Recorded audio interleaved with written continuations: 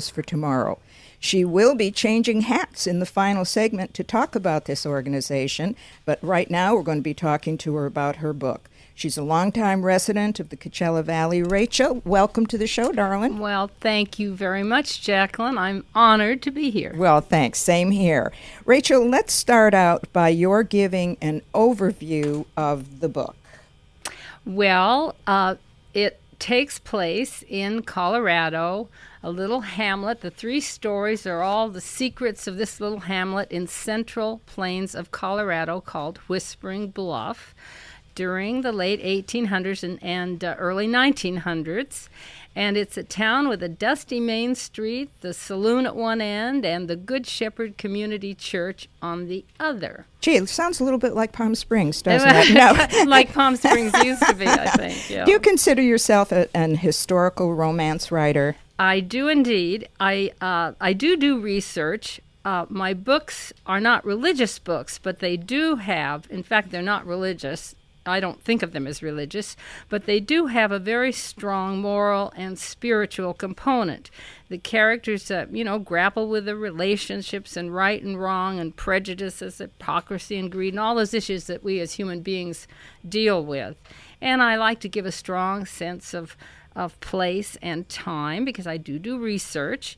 And but the most important thing is to have a good read, but not, I think, a frivolous one. I think that's my so goal. Basically your books are historical romantic fiction written for the inspirational market because they are very inspirational. Well, I hope so. Yeah. Thank you. Let's start out, continue this rather by your telling my audience, what do you think is the winning blueprint for a romance novel? Because a lot of people want to write romance novels, but there's some that make it and others that don't. So what do you think is the secret for a romance novel? Oh, my goodness. I think a good book is a good book. And whether it's a romance or any other kind of book, I think there's a sense of mystery in every book. There has to be a sense of mystery. There has to be the rhythm and color and texture and line the way it is in any of the arts. And it's hard for me to say. When I write a book, I know the beginning, the end, and the middle, but I let it kind of tell me what to do. Mm-hmm. I think if you try to push your characters into doing something, you're going to miss the fun of writing, and you also are not going to have a good book. You have to let them tell you. You have to go on those little side trips. Sometimes a new character will show up that you didn't expect, and you want to go with that. So it's hard for me to say what makes a romance any different than any other. It's always hard for a writer to really say what makes them a successful writer. But I know certain publishing houses that publish certain genres, they want something done in a certain way. Like mysteries, you've got to start out in the first page or so with, a killing or something like that. But no, I understand what you're saying. So let's go on from there. And what do you think of when you're writing, or what inspires you when you create the hero, first of all? Well, usually I start with the heroine. And let's. Do you want me to start with the hero? Start with the hero. Since we're on that question. Okay. Well, I think that basically I want someone who's strong and determined with a sense of justice, at least in the books that I write. Right. He can be, many of my characters don't start out with a faith, but, or they have lost it, and they gain strength through the book. And I think that makes it more interesting, and I think that's the way life is with all of us. Sure. So I want a man who respects women in yes. my book. Does he have to be good looking too, I hope? Strong, tall, dark, and handsome. But of course that's all in the eye of the beholder. Right. And in these books, the gentlemen in the books, the men in the books, are all very different in their looks. I would hope so. Yeah. And again, just to remind my audience who might be just tuning in, this is Jacqueline Bachar Show, and I'm talking to author Rachel Druten about her new 3-in-1 collection, Colorado Lace, from Barber Publishing. And again, I want to emphasize that there are actually 3 stories in this book, and as you heard her, we're talking about the hero. Can you give us a comparison of the heroes in these 3 books? Well, yes, I can. In the first book, the young man that starts out in the beginning of the book is shy. He was on the orphan train. And that's called The Long Road Home. The Long Road Home, And the family took him in, much to the dismay of the spoiled little girl that lived in the house. He was only going to be there temporarily because they were helping him out. He was the last one on the train. And he was very shy, and then he came to live with the family, and he grew and developed as he lived with this family. Also in that book is... the next story is Alias Mary Smith. Well, there are two heroes in the first book. In the first book, yes, so I mean, I don't want to give this away, but no, don't give it away. You don't know who she goes with. No, that's right. The other right. is a very handsome, rich lawyer when she goes to medical school. So then we find out that Peter has had a like a longing for her. Yeah, and we don't want to give it away because we certainly want to encourage people to read these stories and find out. Okay, so in the next book, it's Alias Mary Smith. Alias Mary Smith. It's a schoolmaster, John Aubrey, who's very withdrawn. He's a widower with a little 5-year-old boy, and he is in such melancholy himself that he's really not able to relate to his child, which of course brings us into the child then relates with our heroine Mary. So that then there's a relationship between them. So and the third book? The third is, there are 2 again. Oh, great, 2 heroes. Yes, okay. Kane Braxton. Would you think that he would be rich and handsome? Yeah, you would think. Silver, right. He's patrician and stylishly elegant and very well spoken with a soft Southern accent. And that's Out of the Ashes. That's Out of the Ashes. And then there is Isaac August, the boyhood friend who returns and is the fly in the ointment of this the romance. Sounds intriguing. Well, I like I the do sound hope of this so. one. Are there any villains? Oh, yes. Male villains? Oh, yes, okay, there always has to be a villain. Always okay, villains. We'll keep that But a I'm not secret. going to tell you who the villains are. are. We're going to keep that a secret right now. Okay, so there's a second one in this book? Yes, second hero? That's the Isaac August, who is the friend from the past who comes back. I love it. I love the way he's the son of the saloon keeper. Oh, he sounds interesting. Okay, well, now you say you start out with the heroine, so let's talk a little bit about the attributes that you like your heroine to have, and could you make a brief comparison of them also that are in these books? Okay. I certainly can. You really get to know these characters very well if you're writing with them day and night and in the shower and everything. Okay, the heroines, all of them are strong and determined. Right on. And tolerant, yes. All those good qualities. Becca, who is in the first book, is an only child, as I said, willful, bossy, spoiled, adventuresome, self-centered. Wow. Sound like anybody we know. All of those nasty things, like me.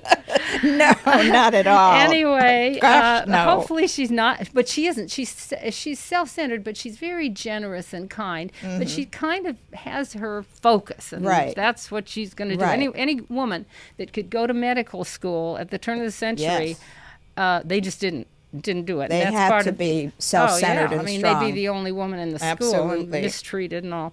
The next woman is Mary Smith, and that is her alias. She was a very rich young woman who husband abused her and she ran away. She wasn't sure whether she was one of the reasons she couldn't have a relationship was because she didn't know at that point when she ran away whether she had murdered her husband or whether he was still living. So there's a little bit of excitement there. Well, we have to hold back on that. But strangely, very inner tranquility.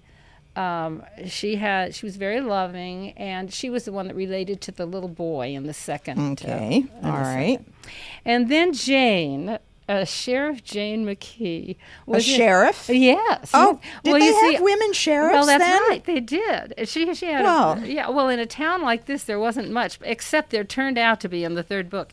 Well, the All thing of these- about your books too, like you say, you've researched them, and so we're really learning things about the past that I'm sure most of us didn't know. This is the first for me to hear that there were actually women sheriffs. well, there was in my book.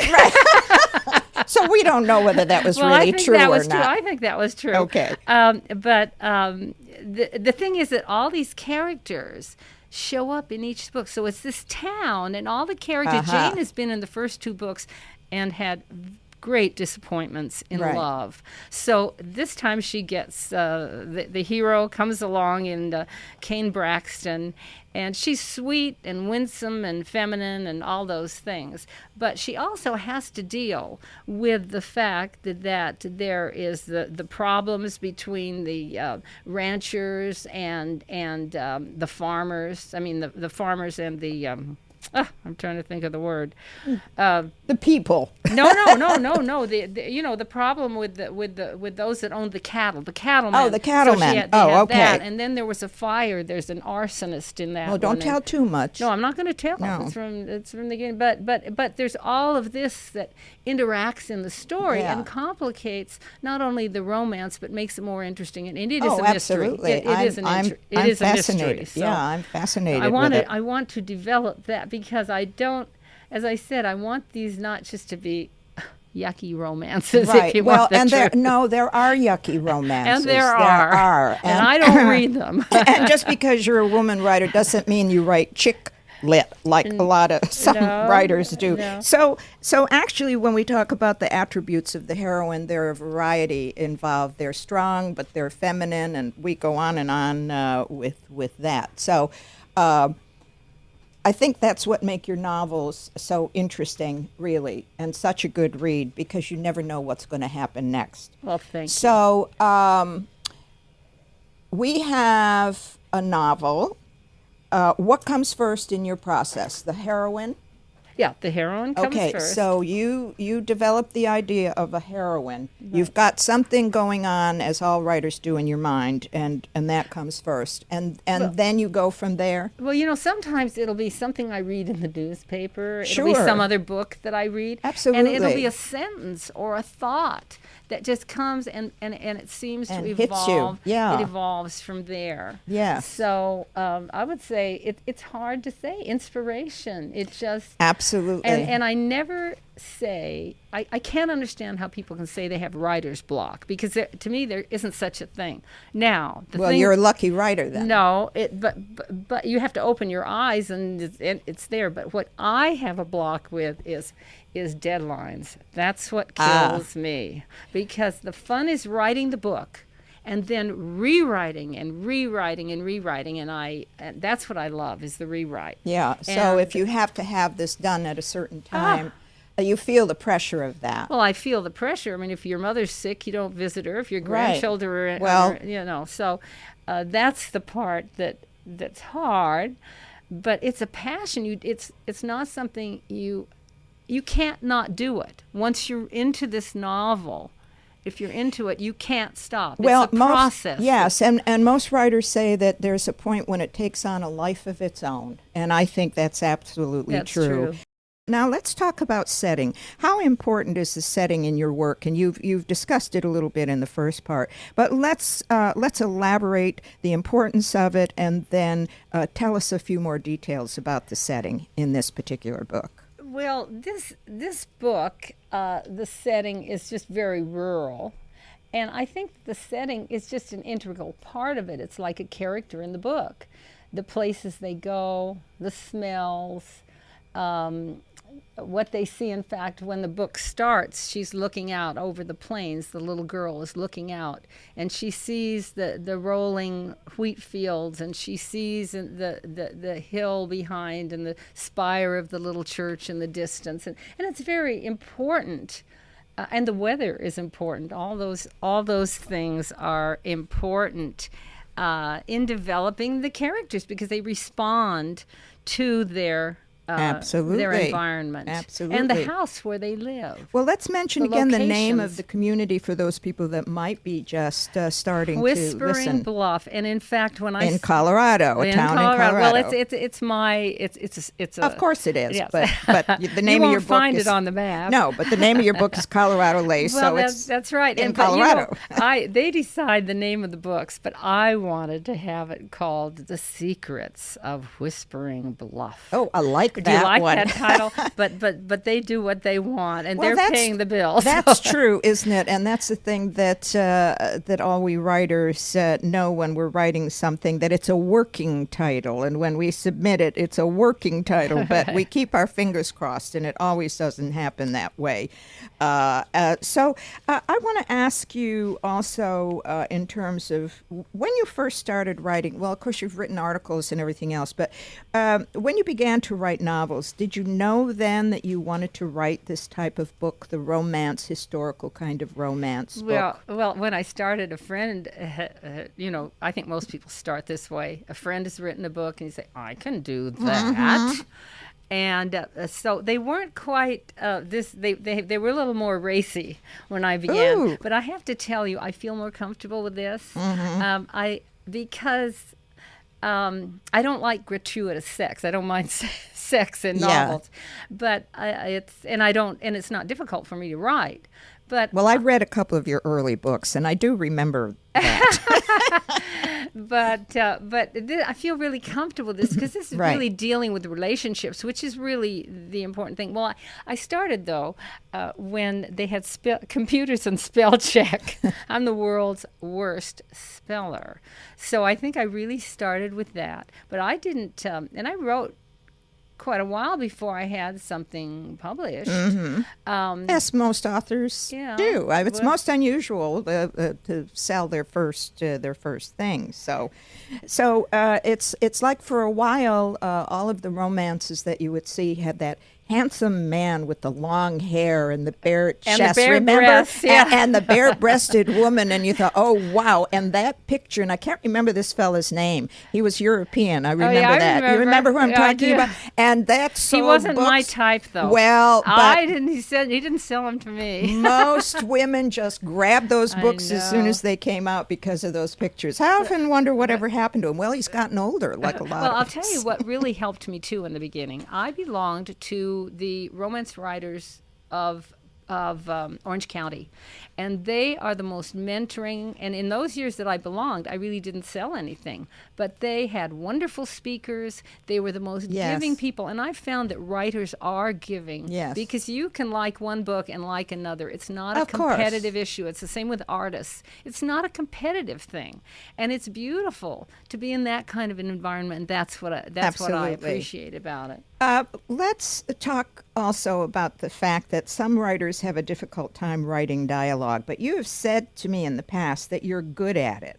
And Modestly. no, I admire that, and you are good at it. And what is your approach to writing realistic dialogue? Why are you good at it? Do you know? Well, I hear it, and I have on occasion I will force the issue. I want to make a point. So then they have certain. So they say this so that they'll make the point. And boy, I learned fast. You don't do it that way. Conversation is natural. You have to leave out a lot, or it's boring because we have a lot of ands, us, and buts in there. but- Readers have to fill in the blanks sometimes. That's right. Yes. But it has to, and you have to let the characters speak. And if you do that, and if you relax and let it kind of flow through you, I enjoy dialogue more than anything else. I think I really do. It's the description of the clothes that gets me. Yeah, well, you know what's interesting to me is some of the contemporary writers that write the books. It's nothing but dialogue, basically, with very little narrative or very little description. Right. And I get bored with That's that. right. I like someone to tell me what something looks like and what's happening, and that makes more sense to me in the context. Exactly, you have to see them, and this is one of the things that I think is really important, and I mentioned it before, as with music. There has to be an ebb and a flow. And even with tragic, I get tired of these books that are really tragic and they have no humor in them. In the most tragic situations, there's humor. There are funny things that happen. And funny things always happen at a funeral. They do. Yeah. And I won't bore you with some of the ones that are I've gone to a lot of funerals. But without fail, there are some funny things. Right. And I think that helps a person get through that. They all sit around and talk about the funny things that the person that passed away have done, and it gets you through it. So you're absolutely right about that. And so I think that there has to be a texture, and you have to balance that dialogue. If you're going to do that, then you write a script for television. Well, exactly. And getting back to, and again, I'm not knocking contemporary writers. We're talking about what we like. I don't like something that's all narrative either, with just every once in a while a little sentence. Right. As you said, it's an ebb and flow and texture. And that yes. Mm-hmm. And that's all part of being a reader too, and that's what makes the world go around. So I like the fact that you say you let this come to you, you listen. Stephen King always said that too. It just really? Yeah. Well, oh, wow. Yes. I can't quote exactly what he said, but it's like they're rolling around in his head, and he just sits back, and they all come popping out. Gosh, I mean, it's amazing. I can't believe that he's still writing the kind of stuff that he's writing, and yet it's still out there. He's got the ideas. Right. So that's very important for a writer. Do you have any advice that you would give to a beginning writer who wants to write romance novels? What do you think is the most important thing that you can tell them? For anyone that wants to write anything, I think that a fellowship of other people encourages you. We have the Palm Springs Writers Group here, and I think it's important to belong to these. These people are very supportive. I have what I call the 3 T's. Let's talk about that. Which are, the first one is tenacity.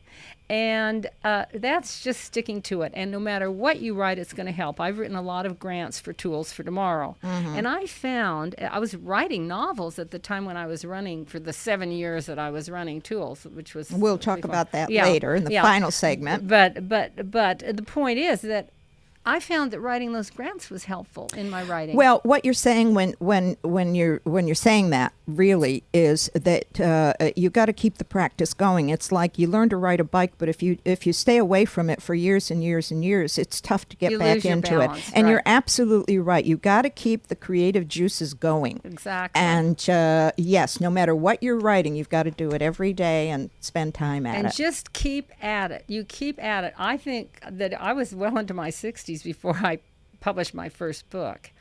And so I think that's I'm hoping that's an inspiration. Well, I think it is. Look at Grandma Moses. My goodness, how old was she when she was painting?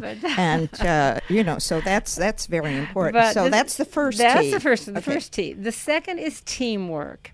And that also is the Palm Springs Writers Group and the Orange County group. But I have my own personal team. 3 of writers. Yeah, right. Well, they are, I think, more talented than I, but they do not work as hard. But they read my work, and I expect them not to compliment me. I expect them to find the problems. So readers are very important to any writing situation. Absolutely. You don't know if you've gotten your point across, or if it's to this or to that. And then, of course, there's my husband with his red pencil. He loves that. Oh yeah, so my husband used to do that too. He would give me a grade after reading my stuff, or a star. No, a fun thing, or he'd give me a gold star or something. And just like kids in school, that really does. Well, my husband used to roll his eyes. He said, "This isn't the kind of thing I write," and it took me years and years to get him to be a good sport. But he is a wonderful sport about it now. And then the final T, there's the tenacity, teamwork, and the final T is timing. And that doesn't happen without the first two. Timing essentially is luck. And I think you have. How do you mean that? And what way do you mean it? Well, though? I'll tell you how I got started. I was actually working with my friend, just working away, and she heard about a book that I could have been writing. She said, Rachel, let's write it together. That was my first book. The two of us wrote it together. It was timing. She had many, many, many published books. And Are we talking about Barbara Serenella? No, I was in a group with her, but no, Yeah. it was before Barbara. Before Barbara. It was yeah, that's the late Barbara Serenella, yes. who was a Yeah, wonderful she was a mystery wonderful- writer. she And was I a- just want to say, too, before we continue with the conversation, this is Jacqueline Bachar Show, and this is author Rachel Druten, that we're been talking to her about her new 3-in-1 collection, Colorado Lace, from Barber Publishing. And she's talking a little bit now about what's important to herself and what advice she would give to someone else that wants to write. So let's talk a little more about the importance of this teamwork. Well, the teamwork, to me, it's essential. There are some people that don't feel that they need it, but I do. I really do. I trust these people. You have to find people that you trust. You have to be willing to hear the good, the bad, along with the good. I welcome it. I welcome it. Now, sometimes I will disagree, but if two of them say something, I pay attention. And it's exciting, and then I can. And then I must say that I have also had wonderful editors at Barber, very supportive, very kind. That's important. Yes, and they're not critical, but they get their message across. Yeah, well, they help all the writers that I've interviewed. Certainly in their books, they always acknowledge the editors that have worked with them and have creatively pushed to get them to make the point or to tighten the work, and that's important. I've enjoyed so much working with Barber because. Let's talk about that, Rachel. I know you were about to say something on it, but before you get into talking about the enjoyment of it, how did you find this publisher? Tell the story about that. Would-be writers always want to know, how do you find a publisher, and do you have an agent? Did you ever have an agent? Well, I have had agents in the past, really talk very about good that. agents, but I did not get this through an agent. There. I got, actually, I sent it in, and they liked the first book. You sent it into Barber Publishing? Yes. And how did you find them? Did you go through, like, you go into a bookstore and everybody goes to the writing section? It's very interesting because I can't quite remember. I think that my friend was writing for that genre. And so she was the one, she said, well, let's, see. And so she had not written for Barber before either.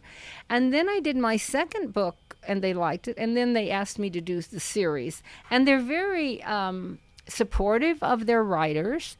Another thing, they're very honest. I mean, boy, that's important. You get your checks on time. You get everything's very, very transparent. Well, that's really good to hear. It is. And you know what, Rachel? I can't believe it, but we are out of time already on this segment talking about your books. And we were going to talk a little bit about your former books, but anybody that wants to find your books can Google you, and you will find it. Thanks so much for being with us.